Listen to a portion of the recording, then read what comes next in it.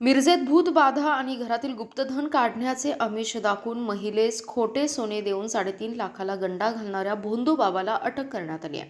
शशिकांत सीताराम भुजिंगे असं अटक केलेल्या भोंदू बाबाचं नाव आहे.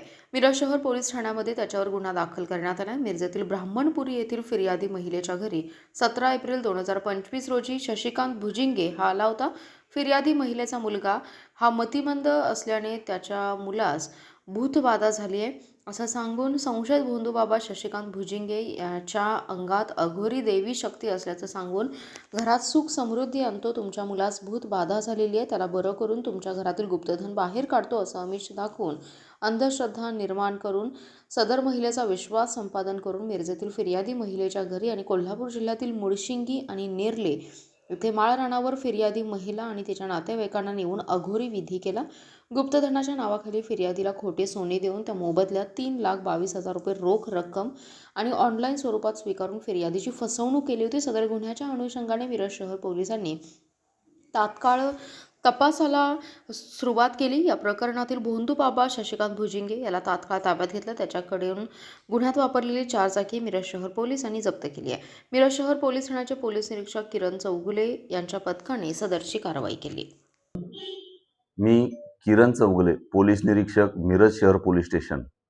आमच्याकडे ब्राह्मणपूर येथील एक महिला फिर्यादी आल्या आणि त्यांच्या सांगण्याप्रमाणे त्यांचा एक मुलगा गतिमंद आहे आणि तो त्याला त्रास आहे असं सांगून एका आरोपीने त्याच्याकडून आरोपी नामे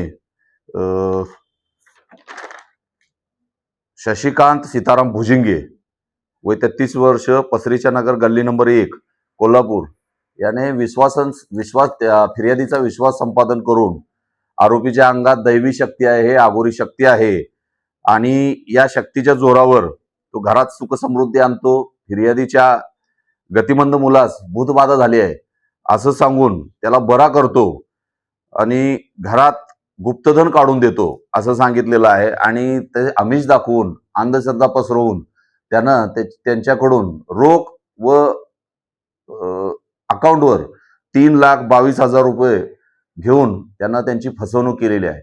आणि हे ज्यावेळी लक्षात आलं, त्यांनी ज्यावेळी तक्रार दिली त्यावरून आम्ही त्याला ताब्यात घेतलं. त्याच्यावरून गुन्हा दाखल करून ताब्यात घेण्यात आलं आणि त्याला अटक करण्यात आलेली आहे आणि त्याला 4 दिवस PC घेतलेला आहे. आता गुन्ह्याचा तपास सुरू आहे, पुढील कारवाई चालू आहे. अजून पुढे काही माहिती यात उपलब्ध होऊ शकते.